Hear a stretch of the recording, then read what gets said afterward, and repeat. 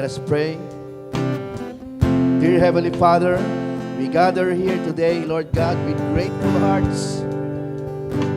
Praise you, Jesus, Lord God. Salamat po, Panginoon. Open our hearts, Lord God, to worship and our ears to hear your word. May our praise and prayers bring glory to your name, Lord God. Salamat po, Panginoon, sa iyong kabutihan. Fill us with your spirit that we may experience your love, peace, and joy. Salamat, Panginoon. Guide us in our worship, and may our time together draw us closer to you. Thank you for your goodness, Lord God, and for your faithfulness, Lord. We give you glory, and we give you praise. In Jesus' name we pray.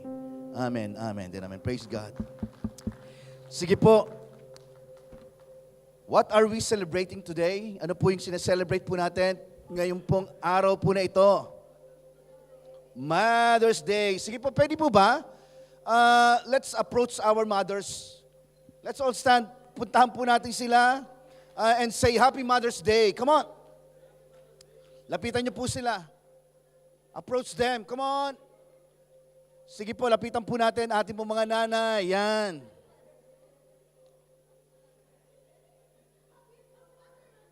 Praise God, praise God.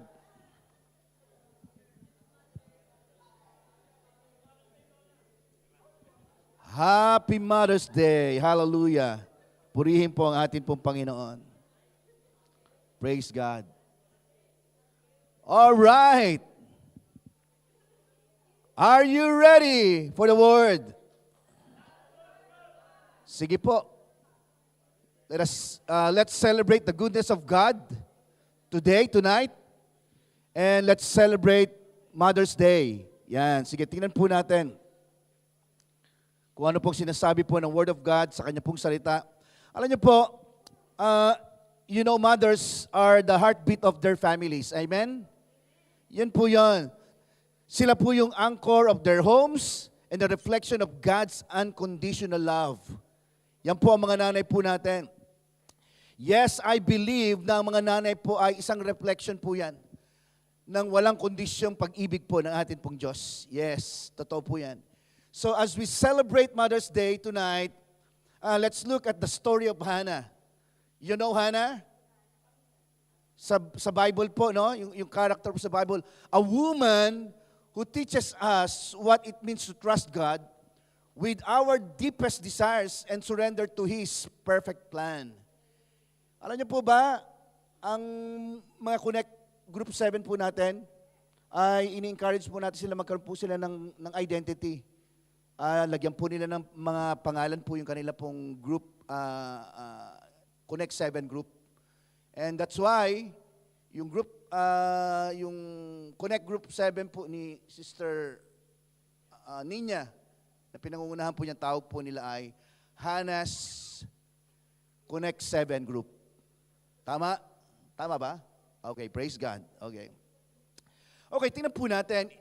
Alam niyo po, in 1 Samuel chapter 1 verses 1 to 28, medyo mahaba po itong babasahin po natin ha.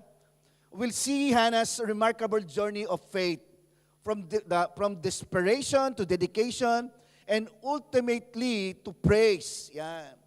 Sapagkat yung story po niya, her story will remind us that God is faithful. Let's say faithful. Yan. That God is faithful even when life doesn't make sense and that He is always working for our good. Yan po yung palagi po nating naririnig. Di ba? Ang Diyos po ay tapat, laging gumagawa po para po sa atin pong ikabubuti. Yan po siya. So as mothers, yan, can you wave your hands? Yung mga mother po natin dyan. Yon. Praise God. Okay.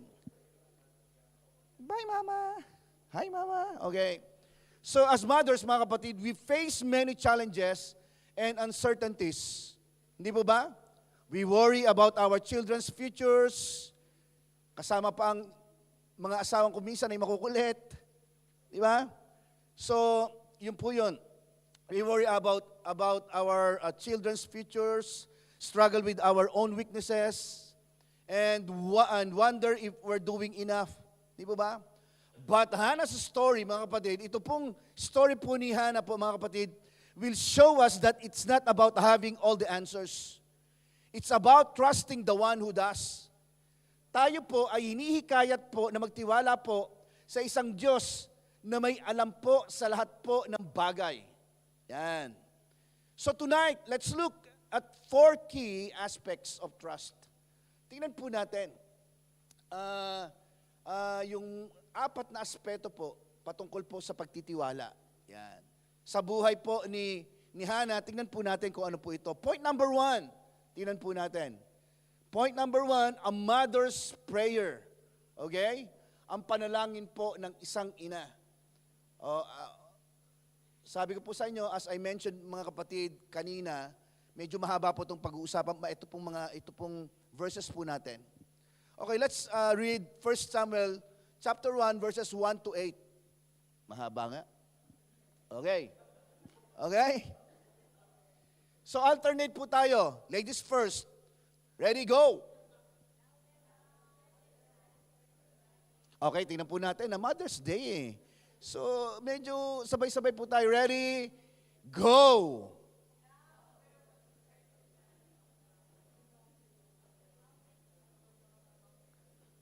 And his name was Elkanah, the son of Elihu, the son of, sige lang, mga men please, and he had 2 wives. The name of one was Hannah, and the name of the other Peninnah. Peninnah had children, but Hannah had no children. Verse 3, mga babae.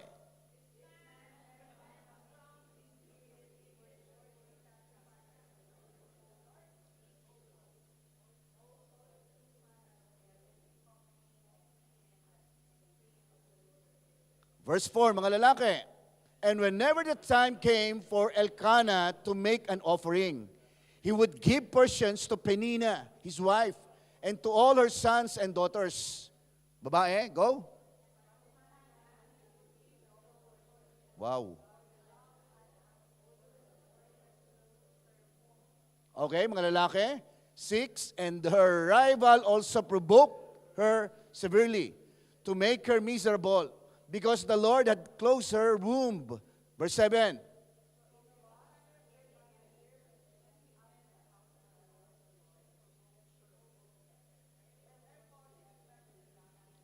Mga babae talaga, no? Okay, sabay-sabay po tayong lahat. All of us, ready, go!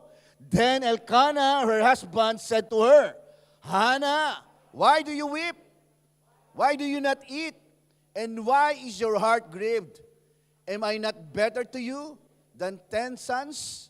Praise God for the reading of His Word. Purihin po ang ating pong Panginoon. Alam po, Hannah's story, mga kapatid, begins with prayer and heartache.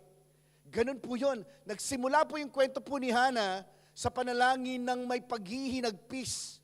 Grabe. She was barren, and in ancient Israel, nung panahon pong yun, this was a source of great shame. Okay? Hannah's prayer was a cry from her heart, a pouring out of her soul to God. Yan, makikita po natin sa verse 10. She didn't hold back her emotions or her tears. She was honest with God about her pain and her desires. Ganun po siya. Na habang siya po ay nananalangin, siya po ay umiiyak at hindi niya po mapigilan po ito sa harapan ng Diyos.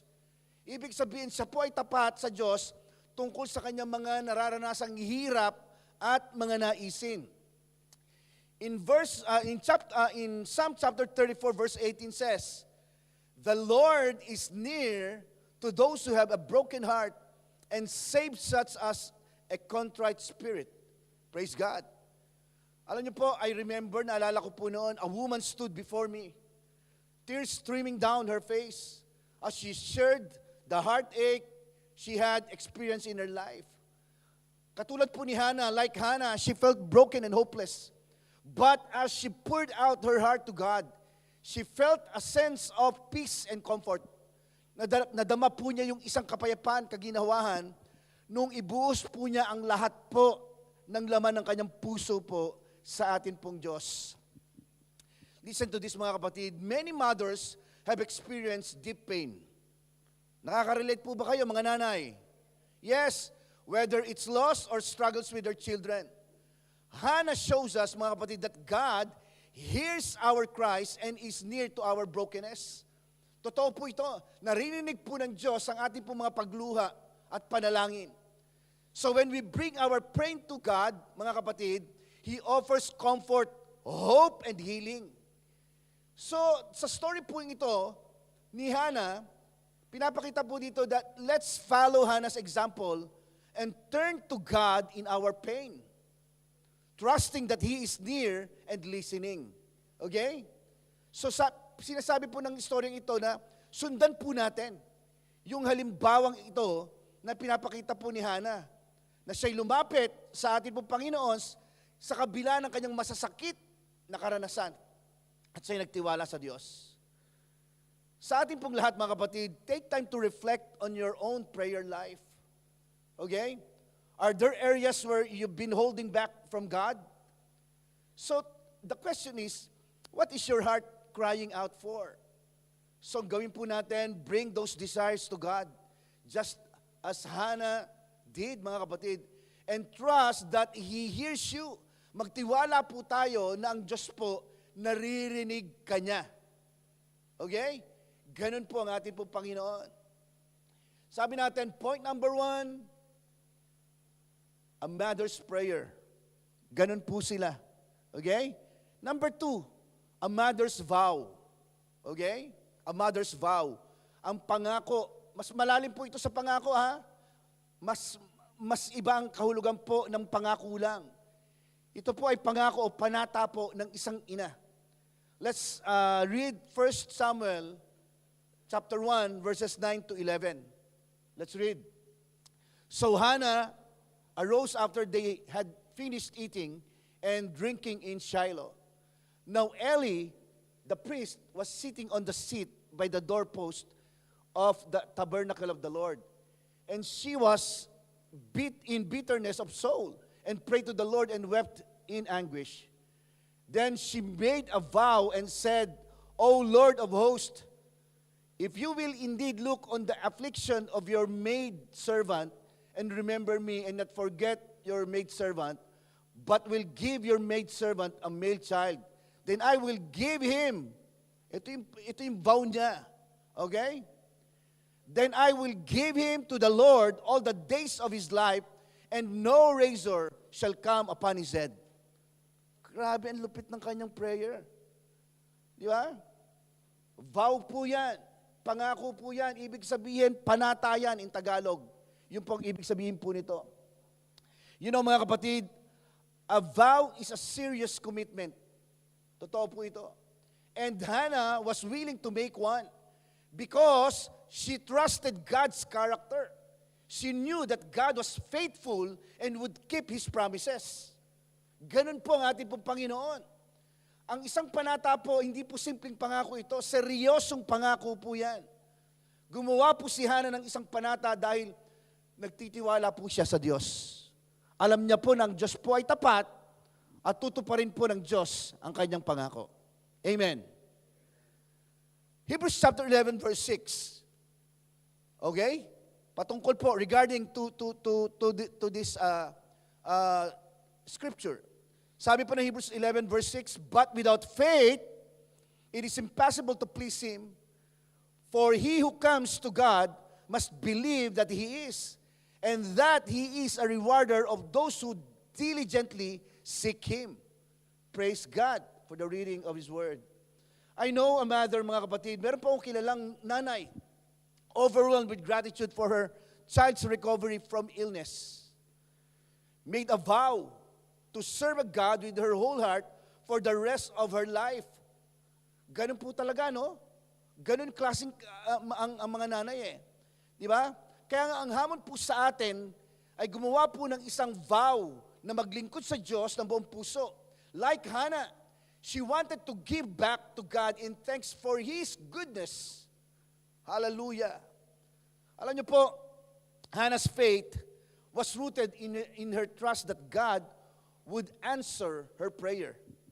Ganon din po ba tayong lahat?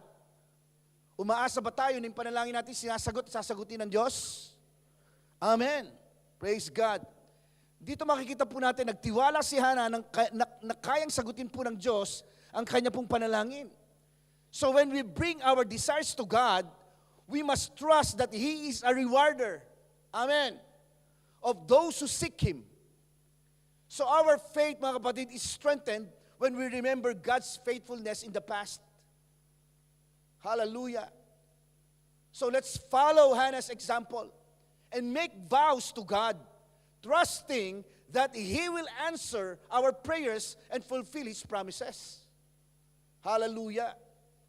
Sundan daw po natin yung halimbawang ginawa ni Hannah na vow sa ating pong Panginoon na nagtitiwala po, nasasagutin po ng Diyos ang kanya pong panalangin. So the question is, what vow can you make to God today? Or ano pong panata po ang pangako ang maaari mong gawin sa Diyos po ngayon? What promise can you claim from Scripture? Okay? May pinangahawakan po ba tayo na salita po ng Diyos? Di ba? Let's go to point number 3. A mother's surrender. Sabi nga po natin, surrender. Let's say surrender. Ang pagsuko ng ina or ng isang ina. Praise God.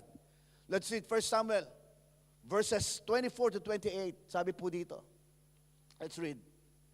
Now when she had weaned him, she took him up with her with 3 bulls, 1 ephah of flour, and a skin of wine, and brought him to the house of the Lord in Shiloh. And the child was young. Then they slaughtered a bull, and brought the child to Eli, or Eli. And she said, "Oh my Lord, as your soul lives, my Lord, I am the woman who stood by you here, praying to the Lord. For this child I prayed, and the Lord has granted me my petition, which I asked of him. Therefore I also have lent him to the Lord. As long as he lives, he shall be lent to the Lord." So they worship the Lord there. Praise God. Purihin po ang atin pong Panginoon. You know, mga kapatid, when God answered Hannah's prayer, she was faithful to her vow. Naging tapat po siya sa kanya pong pangako sa Diyos. She brought Samuel to the temple and gave him to the Lord's service. Listen surrendering her greatest treasure. Grabe, no? Talagang parang buong yaman po niya. At treasure po si Samuel para po kay Hannah. Alam niyo po, surrender is not always easy. Madali po ba? Hindi. Okay? Hindi po laging madali po ang pagsuko. Especially when it means giving up something precious. Pero dito po sa kwentong ito, Hannah's surrender shows us that our children belong to God. Ulitin ko po, mga nanay. Okay? Listen to this. Tingnan po ninyo to Surrender shows us that our children belong to God. Amen. Okay. And that He has a plan for them. Naniniwala po ako dyan. Kaya kailangan lagi po natin ipanalangin po ang ating pong mga anak. Romans chapter 12 verse 1. Sabi po ng Word of God, I beseech you for therefore, brethren, by the mercies of God, that you present your bodies as a living sacrifice, holy, acceptable to God, which is your reasonable service. Brothers and sisters, as a mother watch her child walk across the stage at graduation, meron pong nanay na ganun pong ginawa po niya. She felt a mix of pride and sadness. Then she realized that her role was changing and she was surrendering her child to God's plan for their life, trusting that He would guide them. Hallelujah. I hope na maging ganun po yung heart po natin para po sa ating po mga pamilya, especially sa mga anak po ninyo. Hannah's surrender of Samuel teaches us that our lives are not our own. I would say it once again, mga kapatid. Hannah's surrender of Samuel teaches us that our lives are not our own. Okay, anong ibig sabihin po nito? Na ang buhay po natin sa mundo pong ito ay hindi po sa atin. Amen. Okay? they belong to God. When we surrender our desires and plans to God, we acknowledge His sovereignty and trust His goodness. Because our obedience is a reflection of our faith in Him. So let's follow Hannah's example and surrender our all to God, trusting that He knows what's best for us.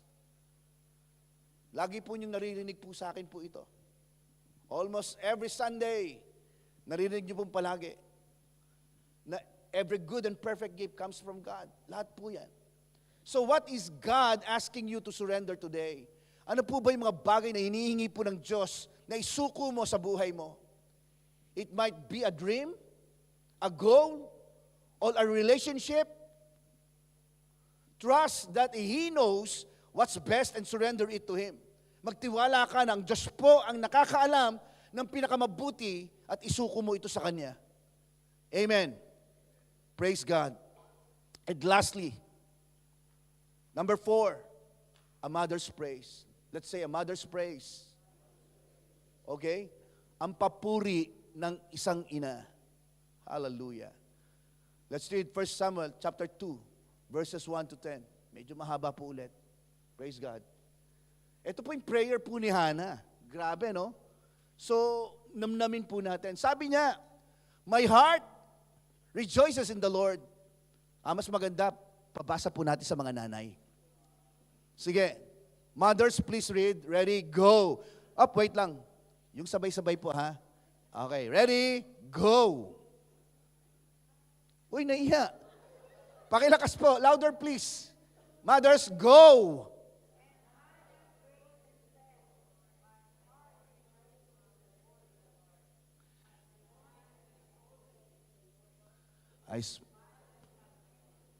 Because I no.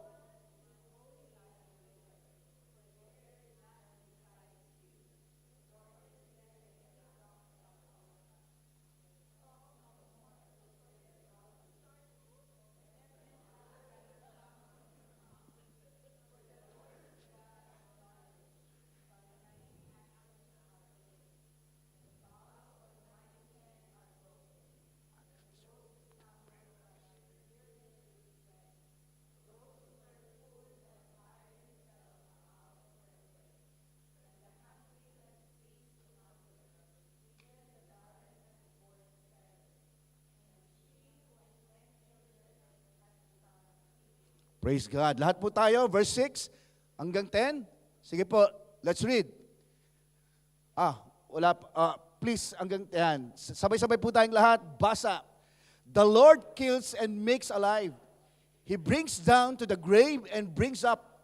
The Lord makes poor and makes rich. He brings low and lifts up.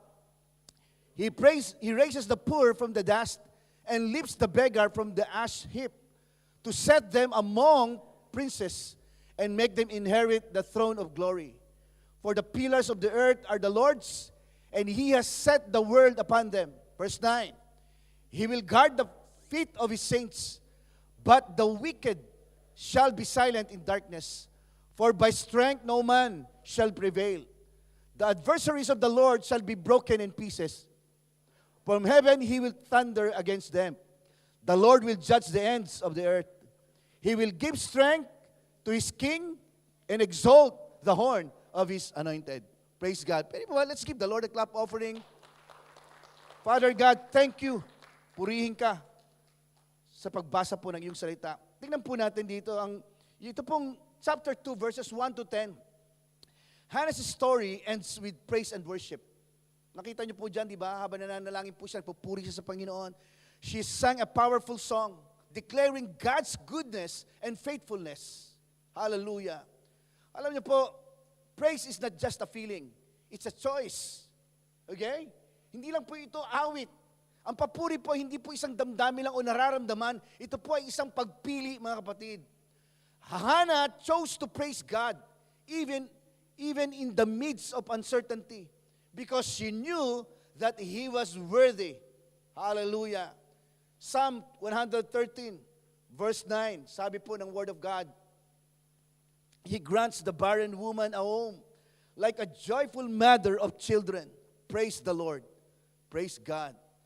Alam niyo po, Hannah's song of praise is a powerful reminder that God's blessing are not just for us. Okay? But for others to see and glorify Him. Hallelujah. Purihin po ang ating pong Panginoon. So as mothers, our legacy is not just our children. Hello? Pakinggan niyo po maigi po ito mga kapatid. The Word of God says, our legacy is not just our children, mga magulang, but our faith and trust in God. When we praise God for His goodness, mga kapatid, we inspire others to trust Him too. Okay? Our lives become a testament to God's faithfulness. So let's follow Hannah's example and live a life of praise, trusting that God is always good and faithful. Magtiwala po tayo sa Diyos sapagkat siya po ay laging mabuti at tapat sa buhay po natin. Hallelujah. So take time to reflect on God's promise or God's goodness in your life. Question is, what are you thankful for? How can you praise God in the midst of your current circumstances? Meron po ba? Paano mo mapupuri ang Diyos sa gitna ng iyong kalagayan?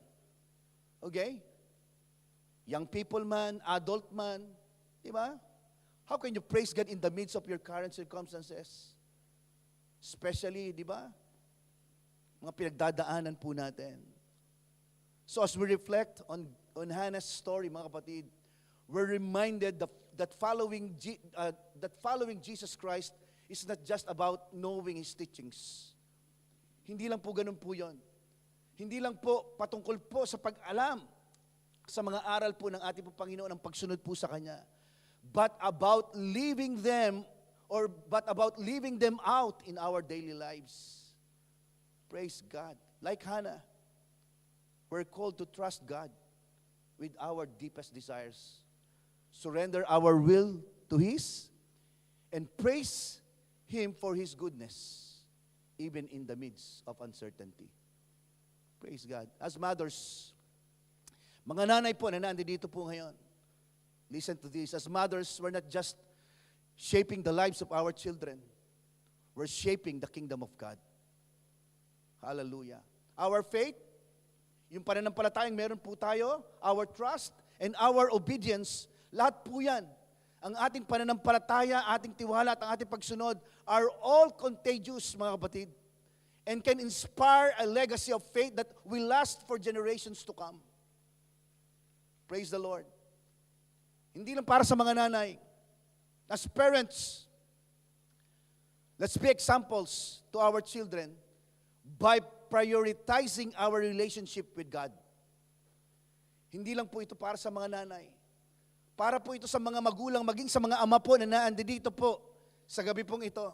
Sa lahat ng mga magulang, maging halimbawa po tayo sa ating po mga anak sa pamamagitan ng pagpapahalaga po natin sa ating relasyon sa Diyos.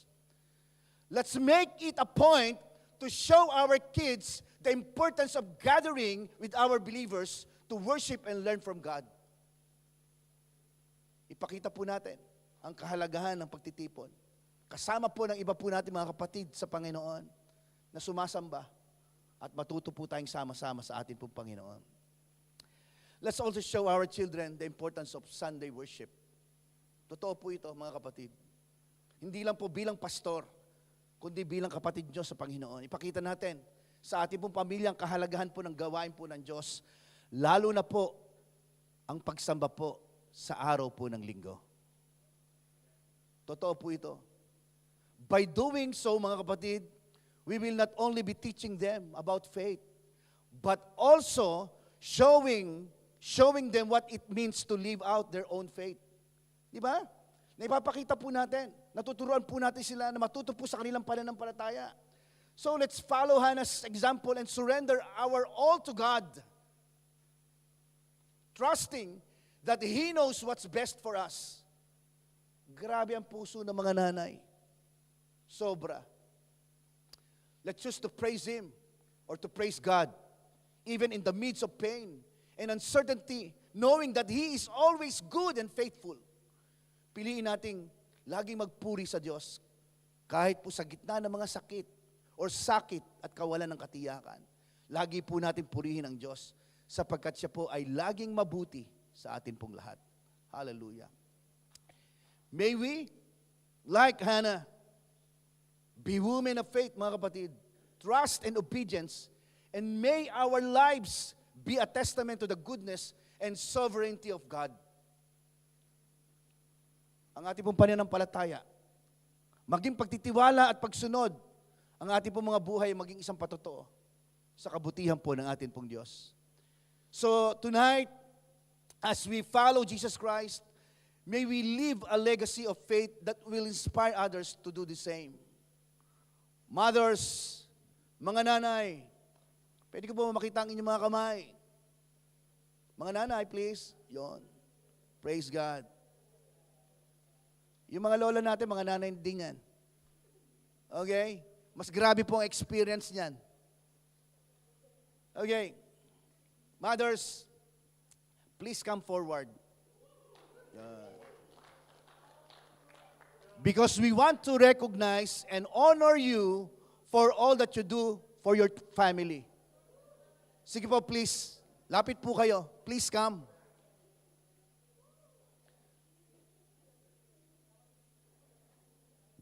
Habang lumalapit po kayo, listen to this mga kapatid. Sige po, lapit po kayo. Mothers, you are seen, you are valued, and you are loved. Amen. Today, on this Mother's Day, mga kapatid, let's take a moment to reflect on the gift of motherhood and the one who gives us strength. And before we pray, mga nanay, nakikinig po ba kayo? Okay. Before we pray, okay?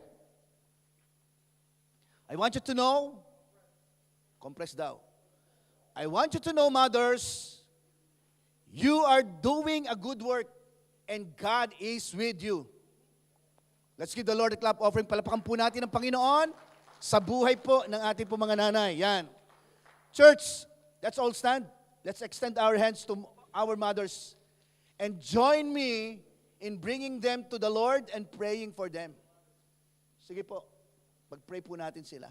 Hallelujah. Hallelujah. Praise God. Praise God. Praise God. Father God, we know that mothers are the heart of the family.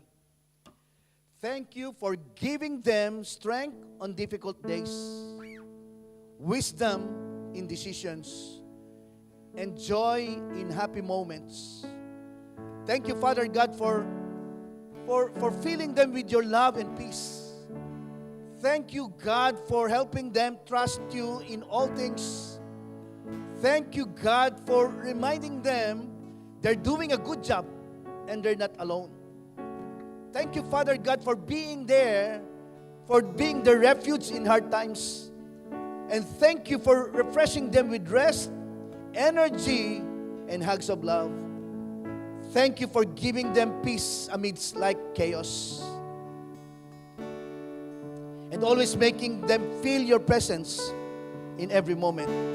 In Jesus' name, amen, amen, and amen. Happy Mother's Day to all mothers. Mga mothers, mga nanay, meron po kaming simple token or gift po para sa mga nanay na magagamit po ninyo. Praise God. Sige po, yan. Yung nagbibigay po ng inyong mga token ay, yan po ay magiging nanay po pagdating ng panahon. Praise God, praise God. Hallelujah. Sige po. And once again, as we come into the presence of God, sige po, habang ibinibigay po yung mga token po sa mga nanay po natin, pwedeng picturean po sila. Then let's continue to worship our God. Sambahin po natin ang ating pong Panginoon. Let's call Kuya Caleb to lead us in worship. Praise God, praise God, praise God.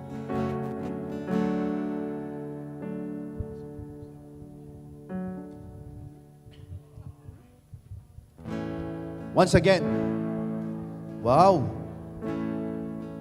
Ginawa po yan ng mga bata sa ating pong Sunday School.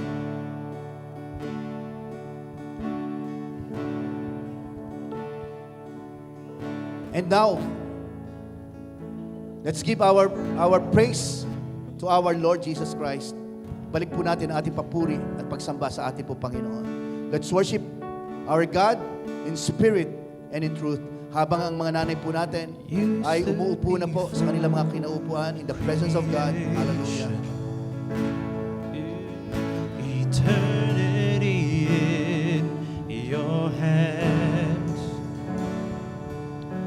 and you spoke the earth into motion, my soul now to stand.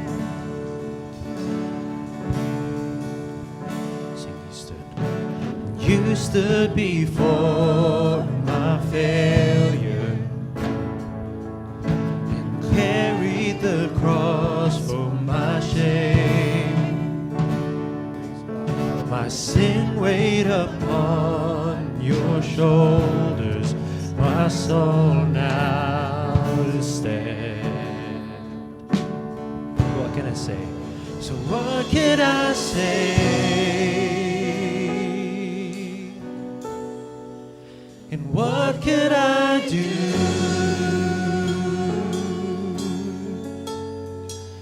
but offer this heart, oh God, completely to you? So I'll walk upon salvation. So I'll walk upon salvation. Spirit alive in me, this life to declare your promise, my soul now to stand. What can I say? What can I say? And what can I do?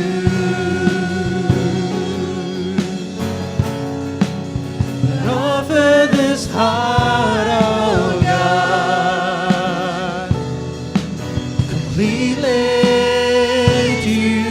So what can I say? So what can I say?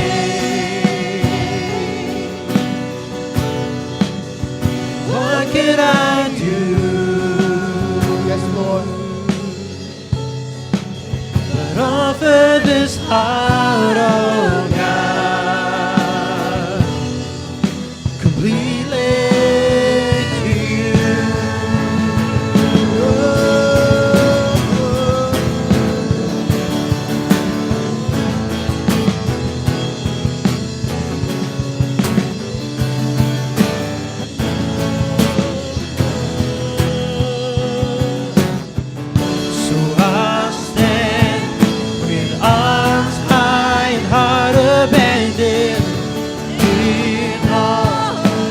one who gave it all.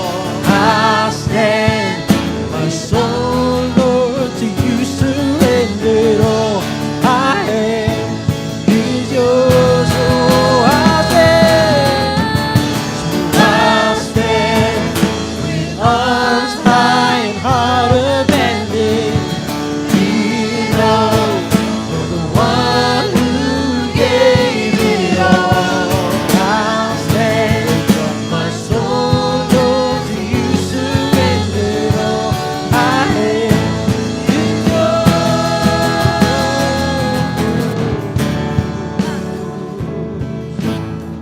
Praise God, praise God. Purihin ka aming Diyos. You are ready. You are ready to be praised, oh God. We give you glory, Lord God, and we give you praise. In Jesus' name, amen and amen. Palakpakan po natin ang Panginoon. Hallelujah. Sige po, maaari na po tayo makaupo.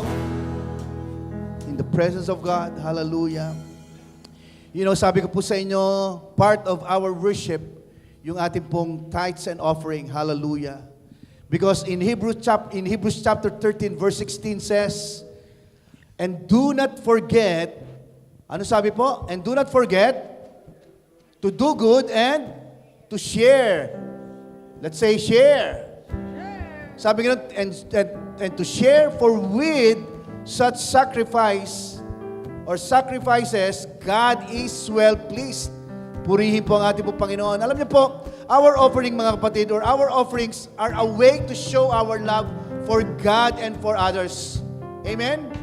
So when we give, kapag tayo po nagbibigay, we're not just giving our money.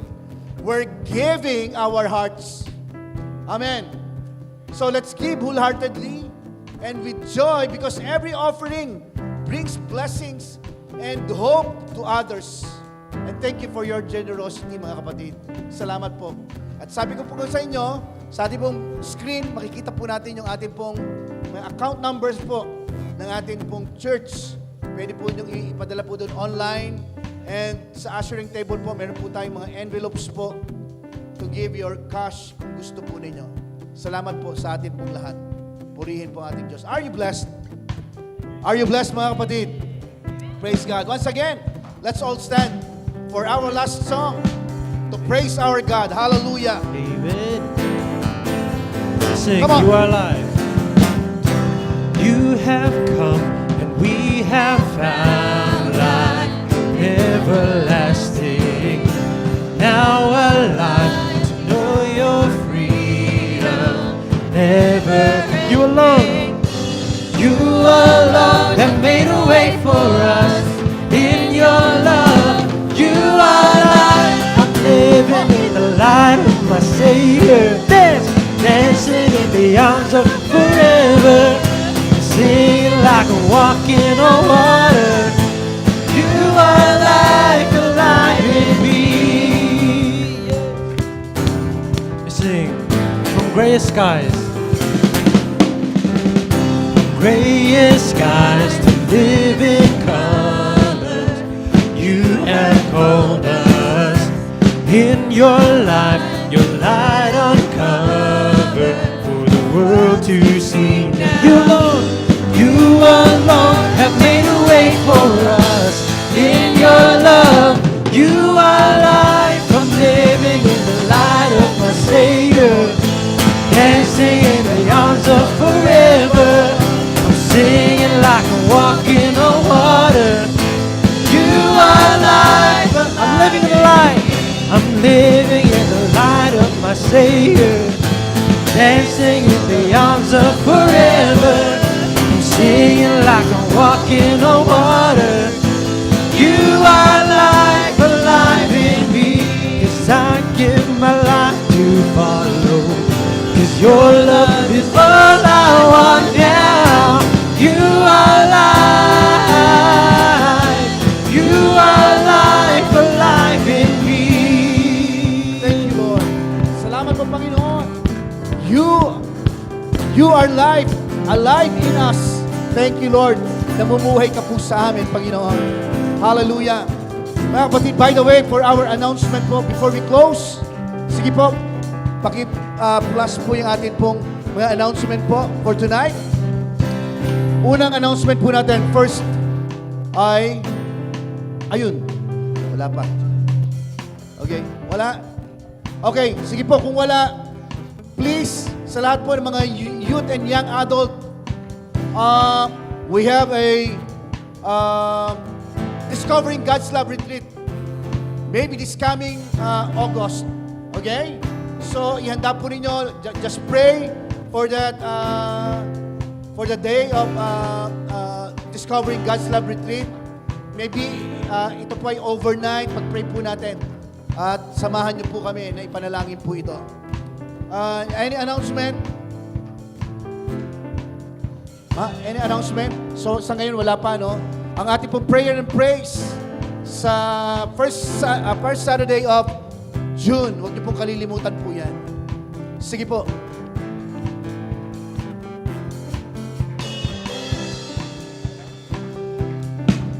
Okay. Sa ating po, to all leaders, please, volunteers and leaders, maybe this coming Sunday, last Sunday of this month ng May, Sister Lolit, pwede po tayong somewhere kung saan po tayo pwede mag-meet. Before service po ito, 2 p.m. 2 p.m. to 4 p.m. po ito. At I hope na makasama po tayo, ang mga leaders po natin and volunteers. Meron po tayong meeting and equipping na gagawin po yan. Once a month, lagi po yan, meron na po tayo yan. Okay? So, tayo po yung manalangin. Let's pray. Praise God, praise God. Tayo po yung manalangin. Father God, thank you for your goodness and faithfulness, Lord God. We thank you for the gift of fellowship and worship. Fill us with your peace and joy and strengthen us to live out our faith in the days ahead. Salamat po, Panginoon. May our lives reflect your love and bring glory to your name. And now, may the Lord bless you and keep you. May His face shine upon you and be gracious to you. And He lift up His countenance upon you and give you peace. Nothing lacking, nothing missing, and nothing broken. In Jesus' name we pray. Amen, amen, and amen. Praise God. World to find your love, for all Mother's the Day. world to Happy see Mother's Day, that Happy you Mother's Day. are God, forever be lifted high. The one who holds the universe and every beating heart across the earth. Jesus be lifted high. For all the world to find your love, for all the world to see that you are God, forever be lifted high. The one who holds the universe and every beating heart across the earth. Jesus be lifted high. You are light. I'm living in the light of my Savior, dancing in the arms of forever, hey, singing like a walking on water. You are life, alive with me.